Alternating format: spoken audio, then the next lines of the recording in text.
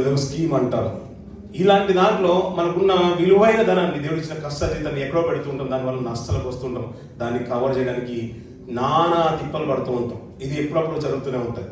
అది ఏర్పరచబడిన వారిని సైతము తప్పుదోవ పట్టించడానికి అపవాది ఎప్పుడు ప్రయత్నం చేస్తూ ఉంటుంది. మనం భక్తిగానే ఉన్నాం అనుకుంటాం, నీతిగానే ఉన్నాం అనుకుంటాం. అలా భక్తిగల జీవితాన్ని అపవాది ఎప్పుడైతే మనం భక్తిగా ఉంటామో ఆ సందర్భంలోనే పడగొట్టడానికి ప్రయత్నాలు చేస్తూనే ఉంటాడు. ఆ టైంలో కనుక మనం నిరీక్షణతో నిలకడగా స్థిరంగా ఉన్నట్లయితే నిజంగా మన ఆత్మీయ జీవితంలో ఎన్నో మేలు పొందుకుంటాం. కానీ అప్పుడే మనం ఇట్టే పడిపోతాం. సులువుగా చిక్కులు పెట్టే పాపాలు అంటారు దాన్ని. అందుకని ఈ తిన్నని మార్గం ప్రవక్తగా పిలువబడుతున్నాడు. మహోన్నతుడు, విద్య నెరిగిన వాడు, మంచి జ్ఞానం కలిగిన వాడు.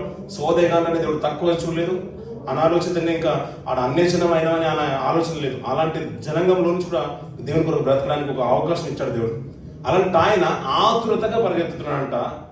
మనకి కైన మార్గం నడిచిన వారు యూద పదకులు అంటూ ఉంటాడు. దుర్బిలాము అలా ఆతురతగా పరిగెత్తునని మాట్లాడుతుంటాడు. ఇక్కడ తిన్నని మార్గం, మంచి మార్గం విడిచిపెట్టుకుని వేరే మార్గం వెళుతున్నాడు అతను. ఇలాంటి వారి గురించి దుర్నీతి వల్ల కలిగే బహుమానం కొరకు ఆశపడ్డాడంట.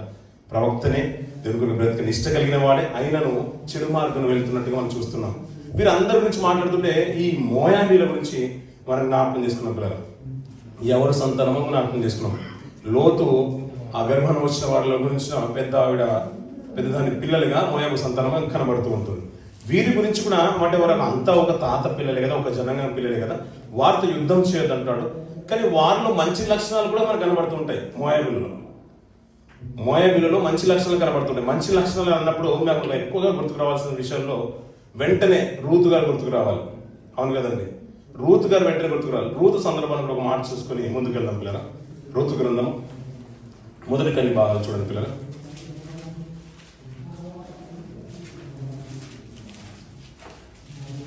మొదటి అధ్యాయం మొదటి కొన్ని భాగాలు. న్యాయాధిపతులు ఏలిన దినములందు దేశంలో కరువు కలగల యూదా బెత్లెహేము నుండి ఒక మనుషుడు తన భార్యను తన ఇద్దరు కుమారులను వెంటబెట్టుకొని సరిపోతుంది పిల్లలు. అంటే మనం అనుకుంటున్నాం కదా పిల్లలు, ఆ రోజు అరణ్య మార్గం వెళ్తున్న వారు ఈ జనాంగము భూతలను కప్పేసేలా ఉన్నారు. నిజంగా చెప్పాలంటే వారు మిడతల వల్ల ఉన్న పెద్ద జనసమూహం వారిని ఎదిరించలేదు. వారి శక్తి గొప్పది, అది అపారమైంది. కాబట్టి వారిని శపించడానికి బిలామును ఎన్నుకున్నాడు, ప్రవక్తను ఎన్నుకున్నాడు రాజు బాలాకు.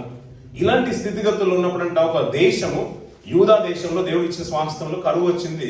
ఈ కుటుంబము అక్కడ బ్రతకడానికి ఆ దేశం నివాసం ఇచ్చింది. అవును కదండి, అందరూ ఆలోచించడం మనం ఆలోచించలేం కదా. ఎందుకంటే వాళ్ళు మంచి లక్షణాలు కూడా దేవుడు స్వాస్థ్యంగా ఇశ్రాయేలుకు భూభాగం ఇవ్వకంటే ముందుగానే మోయాబు ప్రాంతాల్లో ఉన్న అమోనీలకు కానీ మోయాబులకు కానీ భూభాగాన్ని స్వాస్థ్యంగా దేవుడు ఇచ్చేశాడు. ఏదోబీలకు ఇచ్చేశాడు, అమోనీలకు ఇచ్చేశాడు.